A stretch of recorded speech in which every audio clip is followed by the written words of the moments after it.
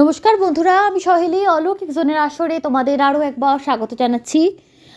সরাসরি চলে যাচ্ছি আজকের প্রথম ঘটনায়। তবে তার আগে ছোট্ট কথা, যদিও তোমরা জানো, অনেকে ভাববে যে কেন এপিসোড অনিয়মিত হচ্ছে। তার জন্য বলবো, আমি আগেও বলেছি, মায়ের অসুস্থতা একটা কারণ। তার জন্য আমি একটু সমস্যার মধ্যে আছি। আশা করছি তাড়াতাড়ি সব ঠিক হয়ে যাবে। যাই হোক, সরাসরি চলে যাচ্ছে আজকের প্রথম ঘটনায়। ঘটনা পাঠিয়েছেন শিবাশিস সেন, লিখছেন, নমস্কার ম্যাডাম, আবারও একটা ঘটনা নিয়ে চলে এলাম। এবার সেই রেল লাইনের ঘটনা। এমনি আমরা বন্ধুরা মিলে ভূত অলৌকিক ঘটনা নিয়ে আলোচনা করছিলাম। তখনই আমার এক বন্ধুর মুখ থেকে শুনলাম ভারী অদ্ভুত একটা ঘটনা, যা ঘটেছিল ওর এক কাকু ও তার বন্ধুর সাথে। কিন্তু ওই বন্ধু শুধু ঘটনা শুনেছিল, নির্দিষ্ট কোনো জায়গায় সেটা বলল না। শুধু এইটুকু বলল যে এটা হাওড়া বর্ধমান মেন লাইনের ঘটনা। আসা যাক মূল ঘটনায়। ওই কাকুই ওকে বলেছিল ঘটনাটা এরকম। কোনো একটা অনুষ্ঠানে আমি আমার এক বন্ধু গেছিলাম। সময়টা 2012 জানুয়ারি মাস। অনুষ্ঠান থেকে বেরোতে বেরোতে বেশ রাত হয়ে গিয়েছিল। রিক্সা না পাওয়ায় তাড়াতাড়ি হেঁটে স্টেশনে যখন পৌঁছায়, তখন দেখলাম চোখের সামনে দিয়ে লাস্ট ডাউন ট্রেন বেরিয়ে গেল। খুব প্রবলেম, কি এবার হবে? তখন ঠিক করলাম হেঁটেই বাড়ি ফিরবো। শুনে আমার বন্ধু বলল, তোর কি মাথা খারাপ? শীতের রাত হেঁটে যাব মানে? আমি বললাম, মা একা বাড়িতে, আমাকে ফিরতেই হবে, কারণ মাকে একা রাখতে পারবো না। শুনে সে ঘাড় নেড়ে সায় দিল, আর তাই দুজনেই হাঁটার প্রস্তুতি নিল। স্টেশন থেকে মেন রাস্তাটা কি করে যাব ঠিক বুঝতে পারছিলাম না। তখন দেখলাম লাস্ট ট্রেন যাওয়ার পর কিছু লোক স্টেশন থেকে নামছে। ওই দুধওয়ালা, ছানাওয়ালা, ওরা আর কি। ওদের জিজ্ঞাসা করা হলো, ওরা বললো প্ল্যাটফর্মের শেষ দিকে চলে যান, নামতেই ডান দিকে একটা রাস্তা দেখতে পাবে লাইনের পাশ দিয়ে, একটুখানি গেলেই মেন রাস্তা। ওখানে দেখুন, দেখা যাবে লেভেল ক্রসিং। দেখলাম একটা লরি পাস করলো। ওনাদের থ্যাংক ইউ বলে দুজনে হাঁটলাম। প্ল্যাটফর্মের শেষ মাথায় এসে দাঁড়িয়ে একটা সিগারেট খেয়েই লাইনের পাশে রাস্তায় পা দিলাম। আর পা দিতেই ঠান্ডা একটা হাওয়া বয়ে গেল। কেঁপে উঠলাম দুজনেই। আমি বললাম, ঠান্ডা তো খুব, প্রচণ্ড হাওয়া দিচ্ছে। এই বলে কিছুটা এগোতেই দেখলাম একটা জায়গায় রাস্তাটা বন্ধ। ওইটুকু জায়গা পেরোতে লাইনের ওপর দিয়ে গিয়ে আবার রাস্তাটায় উঠতে হবে। লাইনের কাছে যেতে খেয়াল করলাম একটা ট্রেন ওই লাইনে আসছে, তবে ওটা অনেকটা দূরে। বন্ধুটা বলল, দাঁড়িয়ে যা, ট্রেনটা যাক। আমি বললে, ট্রেন তো বেশ দূরেই আছে, ওইটুকু পেরিয়ে যেতে পারবো। ট্রেন আসার আগে শুনে বন্ধুটা বলল, আচ্ছা বেশ, চল তাড়াতাড়ি। এই বলে লাইনে উঠেছি, ট্রেনটার হর্নও শুনতে পাচ্ছি। ঠিক সেই মুহূর্তে দেখলাম একটা বাচ্চা ছেলে আমাদের হাত দুটো ধরলো। কি জোর সে হাতে অনুভব করলাম। আর একটা হ্যাঁচকা টান মারলো। দুজনের হাত ধরে সেটাও বুঝলাম। ব্যাস, আর কিছু মনে নেই। পরের দিন যখন চোখ খুলি, তখন দুই বন্ধুই হসপিটালের বেডে শুয়ে আছি। বাড়ির সব লোককে দেখলাম, আর দেখলাম রেল পুলিশ। কি হয়েছিল, লাইন দিয়ে অত রাত্রে বেলায় কোথায় যাচ্ছিলাম, রেল বাউন্ডারিতে কিভাবে পড়লাম, এইসব ছিল পুলিশের প্রশ্ন। যতদূর মনে ছিল সবটা বললাম, যে কিভাবে একটা বাচ্চা ছেলে আমাদের হাত ধরে লাইনের বাইরে ছুঁড়ে ফেলে দেয়। তারপর যেটা আমরা শুনলাম, এরকম পুলিশ ও লোকাল লোকেরা ওখানকার লোকেদের কথা। ওই রেল লাইনের পাশ দিয়ে যে রাস্তাটা গেছে বা একটা পাড়া আছে, সেই পাড়ার ছেলেরা রাতের বেলায় পাহারা দেয়, যেটা ওই পার্টি বা পাড়ার ডিফেন্স পার্টি বলে। তারাই আমাদের দুজনের গোগানির শব্দ শুনতে পায় আর রেল কেবিনে খবর দেয়। কেবিনম্যান আর আরপিএফকে খবর দেয় আর আমাদেরকে উদ্ধার করে হসপিটালাইজ করে। কারণ নাকি কয়েক সেকেন্ড দেরি হলে আমরা ট্রেনে কাটা পড়তাম। সব কিছু শুনে কিছুক্ষণ আমাদের মুখে না কোনো কথা ছিল না। এই ছিল সম্পূর্ণ সত্য ঘটনা। ভালো লাগলে পড়ে শুনিও। আপনার মায়ের দ্রুত আরোগ্য কামনা করি। সবাই ভালো থাকুন। Long live Aloukik zone. Thank you so much. সত্যি ধন্যবাদের ভাষা নেই। সত্যি খুব ভালো একটা ঘটনা পাঠিয়েছেন এবং আমার সিচুয়েশানটা বোঝার জন্য আরও থ্যাংক ইউ। দ্বিতীয় ঘটনা আজকে পাঠিয়েছেন আহেলি। বলছেন, তোমাকে কি বলে সম্বোধন করব সেটা বুঝতে পারছি না, তবে মনে হয় তুমি আমার থেকে ছোট হবে। তোমাকে সহেলি বলে সম্বোধন করছি। আজ আমি যে ঘটনাটা তোমাকে বলতে যাচ্ছি, সেটা 3 মাস আগে ঘটে যাওয়া আমাদের ড্রাইভারের সাথে ঘটেছে। বলে নেওয়া ভালো, আমার বাড়ির গোবরডাঙ্গায়, আর আমার ড্রাইভারের বাড়ি আমাদের বাড়ির পাশেই। একটি গ্রাম মেদিয়ায়। আমি স্থানের নাম বলতে কোনো বাধা দিচ্ছি না, তবে ড্রাইভার ভাইয়ের নামটি গোপন রাখছি। ঠিক 3 মাস আগে অর্থাৎ পুজোর পরপরই আমার এই ভাইটি অর্থাৎ তপু আমাদেরই একটি পার্শ্ববর্তী এলাকা চারঘাট বলে একটি জায়গা আছে, সেখানে রাত্রেবেলা গাড়ি নিয়ে একটা অনুষ্ঠান বাড়িতে যোগ করে। অনুষ্ঠান মিটে যাওয়ার পর কিছু যাত্রী তাকে অনুরোধ করে কাছাকাছি কয়েকটা জায়গায় তাদের নামিয়ে দিতে। সবাইকে গাড়িতে তুলে নেয় এবং পরপর একজন একজন করে নামাতে থাকে তাদের বাড়ির কাছে। তারপর সবাই নেমে গেলে একা তখন বাড়ি ফেরার পথ ধরে। রাত তখন 12টা। মেদিয়া গ্রামটা অনেক বড় এবং সেই গ্রামে যখন ওই ভাইটি কাছাকাছি আসতে যায় তখন রাস্তার মোড় পেরিয়ে যেতে হয়। তারপর কয়েকটা মোড় আছে খুব সংকীর্ণ, নির্জন, বেশ বিপদসংকুল। এই কারণেই বিপদসংকুল বলছি, কারণ মোড়টার পাশেই আছে কবরস্থান, তার পাশে আছে বিশাল বড় বাঁশবাগান। ভাইটি অনেক দিনের যাত্রী নিয়ে অথবা একা রাস্তা পার হয়েছে, কিন্তু কোনোদিনই এমন বিপদের সম্মুখীন হয়নি। সেদিন ঘুরতে তখন ঠিক রাত 12টা বাজে। সে গাড়িটা মোড় ঘুরছে, হঠাৎ অনুভব করলো গাড়িটার মাথায় কি যেন ধূপ করে বসে পড়লো, আর সাথে সাথে এই গাড়ির পেছন থেকে একটা একটা হলুদ আলো জ্বলে উঠল। ও সাইড মিররে দেখলো পেছনে কোনো গাড়ি আসছে না, অথচ গাড়ির পেছনে ওই আলোটা জ্বলছে আর গাড়িটা অদ্ভুত ভারী মনে হচ্ছে। আমার ওই ভাইটি বুঝতে পারি গাড়ি চালাতে থাকলো, কোথাও থামেনি আর ফাঁকা রাস্তায় গাড়ি ঢোকালো না। যে রাস্তায় অনেক বাড়িঘর আছে সেখান দিয়ে গাড়ি চালাতে লাগলো। রাস্তাটা পুরো ফাঁকা, তবে বাড়িঘরগুলো থাকায় ভাইটি ঠাকুর ডাকতে ডাকতে গাড়ি চালাতে থাকে। এইভাবে আধ ঘন্টা গাড়ি চালানোর পর বাড়ির কাছাকাছি যখন এসে তখন দেখতে পায় দুজন লোক সমানে হাঁটতে হাঁটতে আসছে, তার নিজেদের মধ্যে কথা বলছে। বলে রাখি, আমাদের এখানে লাস্ট ট্রেন 1:30-এ, তারা ওই ট্রেনের যাত্রী ছিল। লোক দুটো যেই গাড়ির কাছাকাছি আসে সাথে সাথে গাড়ির লাইটটা আপনা আপনি নিভে যায় আর গাড়ির ওপর থেকে কে যেন চুপ করে উঠে গেল, ফলে তার গাড়িটাও হালকা হয়ে যায়। এবার ভাইটি বাড়ি পৌঁছে পরের দিন আমাদের এখানে এক দরবেশের কাছে যায়। তিনি ওকে ঝাড়ফুঁক করে দেন এবং ওকে একটা মাদুলি দেন এবং যা বললেন সেটা শিহরণ জাগানো। তিনি বলেন ভাইটি যখন গাড়িতে ওই আলো জ্বলে উঠছিল বুঝতে পারে যে কেউ ওই গাড়ির ওপর এসে বসেছে, আসলে একটা অশরীরী ছিল যে ওই সময় ওই জায়গা দিয়ে রোজ যাতায়াত করে, যে সেই মুহূর্তে ওই বড় রাস্তা পার হচ্ছিল। সেই মুহূর্তে আমার ভাইটিও গাড়ি নিয়ে ওই জায়গায় ঢুকে পড়ে, ফলে সে গাড়ির ওপর বসে পড়ে। তবে আমার ভাইটি বুদ্ধি করে লোকালের মধ্যে দিয়ে গাড়ি চালিয়েছিল বলে প্রাণে বেঁচে যায়, না হলে আর একটা বড় রাস্তা ছিল যা খালের ওপর দিয়ে যায়, সেই রাস্তা দিয়ে যদি যেত অশরীরী নিশ্চয়ই গাড়িটিকে খালের মধ্যে নিয়ে গিয়ে ফেলতো। পরে সে আরও 2-1 ড্রাইভার যারা ওই রাস্তা দিয়ে যাতায়াত করে তাদের সাথে সেদিন রাতের ঘটনা বলে। তারা বলেছিল তোর সাথে এরকম হলো। তখন ভাইটি বলেছিল তার মানে তোমাদেরকেও ধরেছিল? উত্তরে তারা জানা হ্যাঁ, তাদেরকেও ধরেছিল ওই 12টার সময় ওইখান দিয়ে যাওয়ার সময়। তবে কিছুদিন পরে ভাইটি ওই রাস্তা দিয়ে যাত্রী নিয়ে রাত 3টে নাগাদ বহুবার পার হয়েছে। এই ছিল আমার অলৌকিক ঘটনা, 100% সত্যি ঘটনা। ভালো লাগলে শেয়ার করো অলৌকিক জোনে। এটা আমার পাঠানো প্রথম ঘটনা। Hope you will enjoy this, written by Aditi Dutta Mondal. Thank you so much আমাদের সঙ্গে ঘটনা শেয়ার করার জন্য। আজকে আমাদের আরও একটি ভাই ঘটনা পাঠিয়েছেন। ভাইটি পেশায় একজন টোটো চালক। উনি বলছেন ঘটনা তো শুনি ভালো লাগে। উনি থাকেন বালিতে, বালি গোস্বামীপাড়া ওনার যে জায়গাটার নাম, ওখানে উনি টোটো চালায়, ওখানে একটি টোটো স্ট্যান্ডে উনি থাকেন।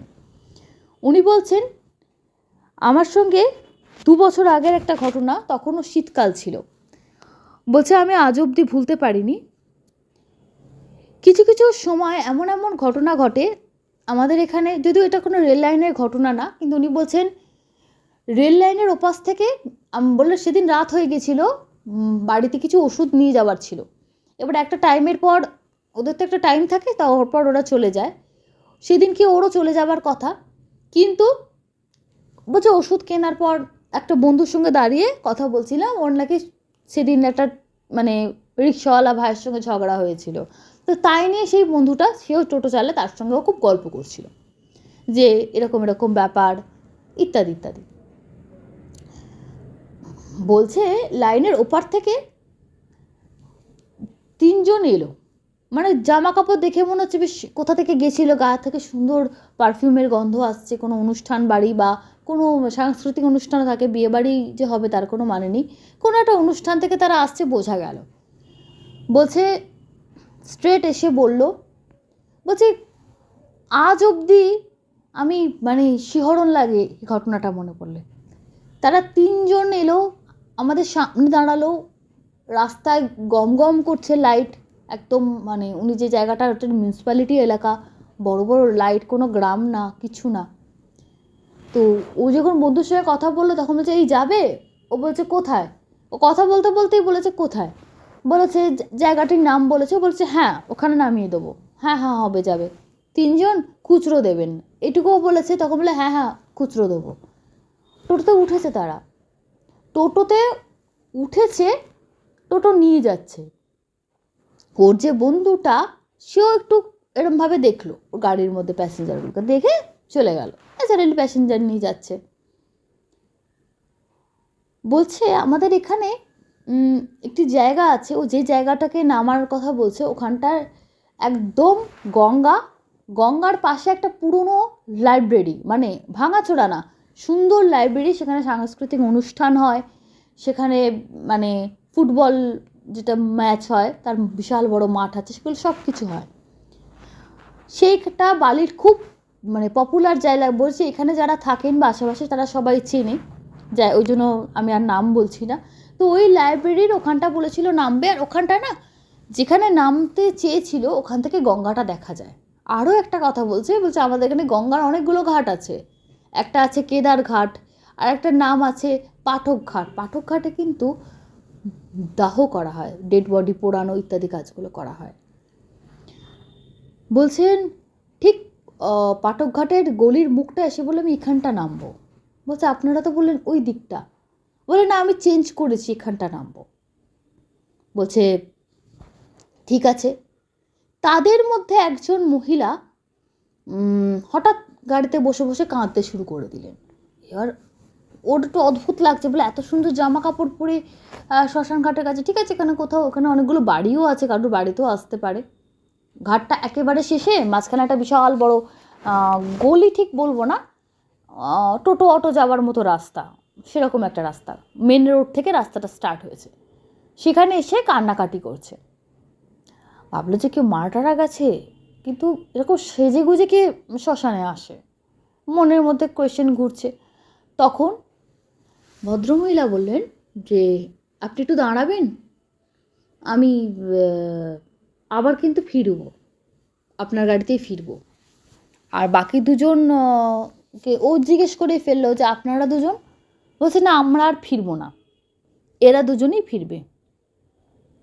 তো ভদ্রমহিলা এত কান্নাকাটি করছে, ও বলছে যে আমি রীতিমতো মানে বেশ ওনার মাঝবয়সী, বলেই ফেললাম যে আমি হাত ধরবো, কেউ কি মারা গেছে।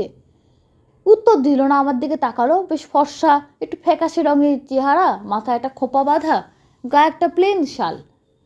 নেমে যাচ্ছে, বললো একটু ধরলাম, শীতকালে সবারই হাত ঠান্ডা, তাকে নামিয়ে দিচ্ছে। আস্তে আস্তে আস্তে আস্তে ভদ্রমহিলা নামলো। যারা আরও দুজন ছিল তাদেরকেও মানে বলছে যে আপনারা যাবেন না, আপনারা কি এখানটায় থাকবেন, মানে বুঝতে পারছি কেউ আপনাদের আপনজন চলে গেছে, তো এত রাত্রে কিন্তু আর গাড়ি পাবেন না চট করে, রাত্রেবেলায় তো যদি বলেন আমি দাঁড়াতে পারি, আর যদি অন্য কোনো গাড়ি থাকে সঙ্গে সেটা আলাদা। তখন বলল না, শুধু ইনি যাবেন, এনাকে এনার যেখান থেকে তুলেছ সেখানে ড্রপ করে দাও, বা এর বাড়ির কাছে একে ড্রপ করে দিয়ে আসবে, ইনি বলবেন ওনার বাড়িটা কোথায়, ড্রপ করে দিয়ে আসবে, আমরা দুজন যাব না, বাকি যে দুজন আছেন তিনি বলছে আমরা দুজন যাব না। আরও কিছু কথা বাড়ায়নি। তো ভদ্রমহিলা বেশ নিজেই চলে যাচ্ছিলেন, ও দেখলো ভদ্রমহিলা হাঁটছে না, থরথর করে কাঁপছে। একটা মাতৃসমা মহিলা, আর যিনি ঘটনা পাঠিয়েছেন সে ভাইটির বয়স বেশ কম, উনি বললেন আমার নিজের মানে মায়ের মতন লাগলো ওনাকে। তো হয়তো উনি আমার মায়ের থেকে ছোটোই হবেন, কিন্তু আমার মায়ের মতোই লাগলো। আমি বললাম আমি কি ধরে ধরে দিয়ে আসবো আপনাকে? বলছেন ওই রাস্তাটা টোটালি আমি ধরে ধরে, কয়েকজন শ্মশান যাত্রীর গ্রুপ ওখানে দাঁড়িয়ে চা খাচ্ছে, কথা বলছে, যারা আমাদের ডোম যারা ভাই থাকেন তাদের ছোটো ছোটো কোয়ার্টার আছে, ঘর আছে, তাদের ছেলেমেয়েরা অত ঠান্ডা রাত্রেও বলছে বাইরেই ঘুরে ঘুরে বেড়াচ্ছে। কিছু কিছু লোক করে কিছু জিনিস, শ্মশানের জিনিসও বিক্রি টিক্রি করে, ঠিক আছে। ওখান থেকে যখন ভদ্রমহিলাকে বললো যে আপনি এখানটা বসবেন, দিয়ে একটা বসার জায়গা আছে শ্মশান যাত্রীদের, চেয়ার মতো, ওখানটা বসলো। বসে আবার ওকে ডেকেছে, বলছে আমি না এখানটা বসবো না। ভদ্রমহিলা খুব কাঁদছিলেন। এবার এর থেকে বেশি ও কিছু বলতে পারে না, তো নিয়ে বললেন যে আপনি আসুন, আপনি এখানে বসে থাকুন, আপনার আর কেউ লোক আছে? মানে এবার বাকি যে দুজনকে বলছে আমি খেয়াল করলাম না ওরা কোনখানটায়, যখন ভিড় থেকে পাস করছি ওই দুজন কোনখানটায় চলে গেল বুঝতে পারলাম না। বলে ওই মানে বলছে আমি একটু অস্বস্তিতে পড়লাম যে ওরা দুজন এনাকে আমার হাবালায় করে দিয়ে চলে গেলেন। এবার ওনার আর কোনো আত্মীয়কেও দেখছি না যে ওনাকে দেখে চিনতে পারবে বা বসবে। এবার এনাকে নিয়ে ইনি কতক্ষণ থাকবেন বুঝতে পারছেন না। এখনও বলছে আমার বাড়িতে ওষুধ নিয়ে যাব, আমার বাড়িতে একজন পেশেন্টও ছিল, দেরি হয়ে যাচ্ছে, কতক্ষণ ইনি থাকবেন, যদি দাহ অবধি অপেক্ষা করেন, হয়তো যে ডেড বডি ওনার পরিবারের বা আত্মীয় যাই হোক বন্ধুবান্ধব, এবার তার দাহ অবধি যদি অপেক্ষা করে, লাইনে আছে, উনি ওনার বাস্তব যেটা ফিলিংস সেটা উনি ভাবছেন যে একটা ডেড বডি দাহ হতে ঘন্টা খানেকের ওপর লাগে, তারপরে কত নম্বরে আছে, কি লাইন বুঝতে পারছি না। ও কী করলো, ওখানে যে কাউন্টার থাকে যেখানে টাকা পয়সা জমা দেওয়া হয়, তাদেরকে জিজ্ঞেস করলো আচ্ছা এই আপনার যে আছে তার নাম কি। উনি একটা নাম বললেন, তো উনি তাকে গিয়ে জিজ্ঞেস করলো যে কত নম্বরে লাইনে আছে। বলছে, লোকটা বললো একটু খ্যাক খ্যাক গলা করে, বলে বলতে পারবো না অত, ওখানে গিয়ে দেখো, ওখানে গিয়ে যারা দাঁড়িয়ে জিজ্ঞেস করো, বলে দেবে। বলছে আমি ওনাকে ধরলাম, ধরে আমি বললাম যে আপনার বাড়ির লোক কেউ নেই, আপনি এভাবে কান্নাকাটি করছেন। এবং ওনাকে ধরে উনি যে কান্নাকাটি করছেন আমার পাশে দাঁড়িয়ে, পাশে একজন বৌদি মতো ছিলেন, মানে ওদেরই ফ্যামিলির কারোর, ওদের ফ্যামিলি বলতে যারা ডোমদের কোয়ার্টারগুলো থাকে তাদেরই পরিবারের কেউ হবে। সে বলছে যে ওইখানটা নিয়ে গিয়ে বসান, আর প্রচণ্ড ঠান্ডা ছিল, তার মধ্যে গঙ্গার হাওয়া। বলছে যেন আমার তো সেভাবে এতটা দূর আসবো, গঙ্গার কাছাকাছি তো প্রিপারেশন ছিল না, আবার শ্মশানের ছোঁয়া কাপড় হয়ে গেল। আমার বাড়িতে বলে এখন এসব খুব মানা হয়, আমি পড়েছি বেশ ফ্যাসাদে, এবার ওনাকে ছাড়তে পারছি না। আর তখন অবধি ওখানে ভাড়াটারা কিন্তু কিচ্ছু দেয়নি, এটাও বলছে ভাড়াটারা কিন্তু কিছু দেয়নি, ভেবেছে হয়তো একবারে যখন নামাবে তখন হয়তো ভাড়াটা মেটাবে। তো এবার ওনাকে নিয়ে কথা বললো, বসালো, সেই বৌদি বললো যে এখানে নিয়ে বসানো ওনাকে, বলে আপনার বাড়ির লোক কেউ নেই। সেই বৌদিটাও ওনাকে জিজ্ঞেস করছে আপনার বাড়ির লোক কেউ নেই, টোটোওয়ালাকে তো ছেড়ে দিতে হবে। তখন তিনি এত কান্নাকাটি করছেন, মানে মানতে পারছেন না ওনার এমন কাছের কেউ মারা গেছে। উনি মানে মানে কী করবেন, মানে কিছু ঠিক করতে পারছেন না। উনি বলছে আমি ভাষায় ঠিক বোঝাতে পারবো না। তারপরে উনি অনেকক্ষণ বাদে হাত দেখিয়ে আমাকে বললেন যে ওই দিকে।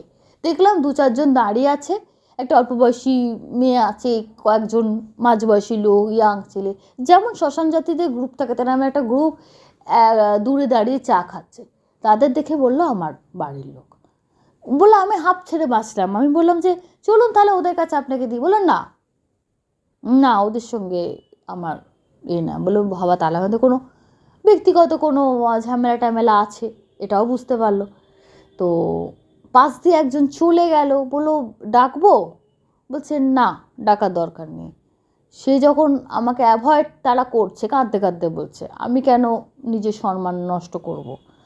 বললেন তাহলে বেশ সিরিয়াস কোনো ব্যাপার আছে।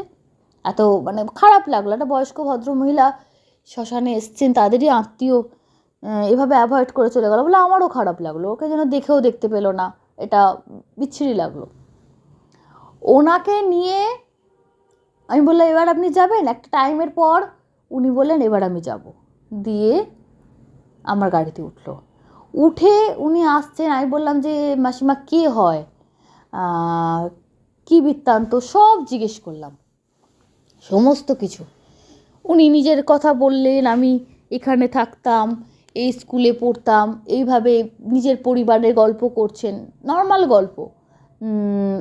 আর উনি বলছেন আমার তখন মাথায় চিন্তা ঘুরছে, আমার বাড়িতে যেতে হবে, রাত হয়ে গেছে, আমার বাড়িতে পেশেন্ট আছে, ইনি কখন নামবেন, কি ব্যাপার, এত রাত্রে হয়তো গিয়ে আমার মা বলবে যে স্নান কর, যেহেতু শ্মশান ছুঁয়ে ফেলেছিস বা কিছু। বলছে আমি না জাস্ট হ্যাঁ হ্যাঁ হ্যাঁ হ্যাঁ, ওনার যেমন বয়স্ক মানুষটা বিভিন্ন গল্প করেন, হ্যাঁ হ্যাঁ হ্যাঁ। তারপর উনি কিছু পলিটিক্যাল কথা বললেন, আগেকার দিন আমাদের এই ছিল, এখন এই ছিল, ও হ্যাঁ হ্যাঁ হ্যাঁ হ্যাঁ করছে। বলে আমি এইসব রাজনীতির আলোচনা রাস্তাঘাটে করি না। বলতে বলতে বলতে বলতে একটা জায়গা এলো, ওরা বলে ওটাকে বালিতে ওই জায়গাটির নাম বলে খটখটি বাগান। খটখটি বাগানের ওখানটা এসে বলল যে একটু গাড়িটা স্লো করো। ব্যাস, বলে হ্যাঁ ঠিক আছে স্লো করছি, আপনি নামবেন? বলছে যে হ্যাঁ। আচ্ছা, স্লো করেছে, দাঁড়িয়েছে, দাঁড়িয়ে মাসিমা আমার হলো বলে জাস্ট মুখটা ঘুরিয়েছে, কেউ নেই। বলছে ওই রাত্রিবেলা তখন প্রায় মানে বলছে আমার হাতে ঘড়ি ছিল না, মোবাইলের দিকে আমি তাকাইনি, কম করে তখন রাত 1টা বেজে গেছে, 1:15-20 তো হবেই কম করে। মানে এতক্ষণ একে নিয়ে যাবা, ওখানে দাঁড়ানো, অতক্ষণ উনি ছিলেন, অনেকটা টাইম ওয়েস্ট হয়েছে আর কি ওনার। তো 1:15 তো হবেই কমসে কম। ওই সময় রাস্তায় কুকুর ছাড়া আর কেউ, ঠান্ডার মধ্যে কুকুরগুলো যারা রাস্তায় ঘুরে বেড়ায় তারাও একটা কোনো নিরাপদ আস্থাস্থল দেখে বসে আছে, হয়তো ঠান্ডার মধ্যে ঘুরছে না। বলছে আমার হাড়ে কাঁপুনি ধরে গেল। একটা বেশ জড়সড়ো হওয়া মাঝবয়সী ভদ্রমহিলা, যিনি হাঁটতে পারছিলেন না, যাকে ধরে ধরে ধরে ধরে নিয়ে যেতে হচ্ছিল, চট করে একটা বাচ্চা ছেলের মতো এদিক থেকে ওদিক চলে যাবেন না। ও আবার গাড়ি থেকে নেমে, প্রথমে কিন্তু নেমেছে, নেমে দেখলো যে ফট করে মাথা ঘুরে পড়ে গেল কি না, বাস পেছনে চলে গেল কি না, সমস্ত কিছু, কোথাও কিচ্ছু নেই, কিচ্ছু নেই, সব চতুর্দিক ফাঁকা। শুধু একটা জায়গা থেকে হালকা কান্নার শব্দ আসছে, একটা বাড়ি থেকে আর কয়েকটা খই পড়ে আছে রাস্তায়, খইগুলো উড়ে যাচ্ছে হাওয়াতে, ঠান্ডা হাওয়া চলছে, শীতের হাওয়া। বললেন যে এখানে মতো কেউ মারা গেছে। বলছে যদি তাই হয়, ভদ্রমহিলা এইভাবে নেমে চলে গেলেন, টাকা পয়সা দিলেন না, কিন্তু ওনার এই নেমে যাওয়াটা ওর জন্য স্বাভাবিক লাগছে না, কিছুতেই মানতে পারছে না, বোকার মতো বলছে আমি দাঁড়িয়ে আছি টোটোটা নিয়ে।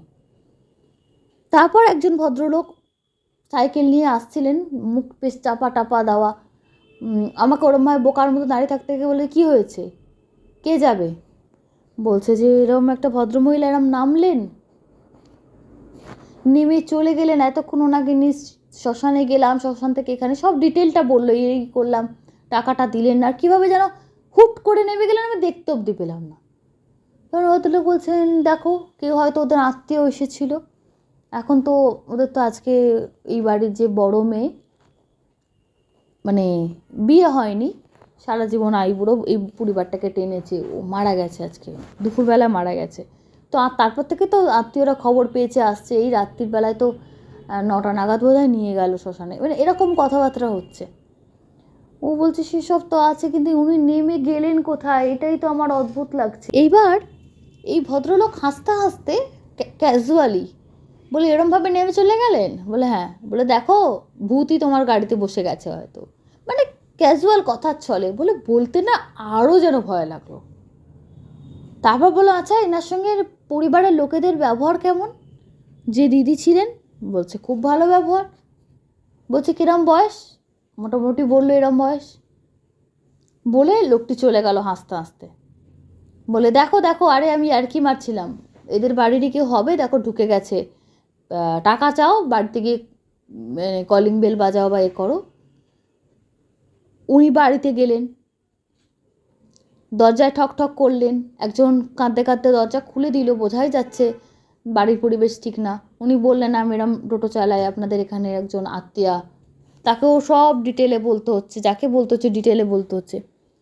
সে ভদ্রমহিলা সব শুনে টুনে বললো না না, আমাদের কেউ ওরকম কেউ যায়নি এখন, আর যারা শ্মশান যাত্রী তারা বডি নিয়ে যারা গেছে তারাই গেছে, আর আলাদা করে বাড়ির কোনো মহিলা আমাদের শ্মশানে যায় না, আমাদের বাড়ির কেউ যায় না, কেউ যায়নি, সুতরাং আপনার কোথাও ভুল হচ্ছে, বলে বন্ধ করে দিল। অত রাত্রে ঠান্ডার মধ্যে বন্ধ করে দিয়েছে।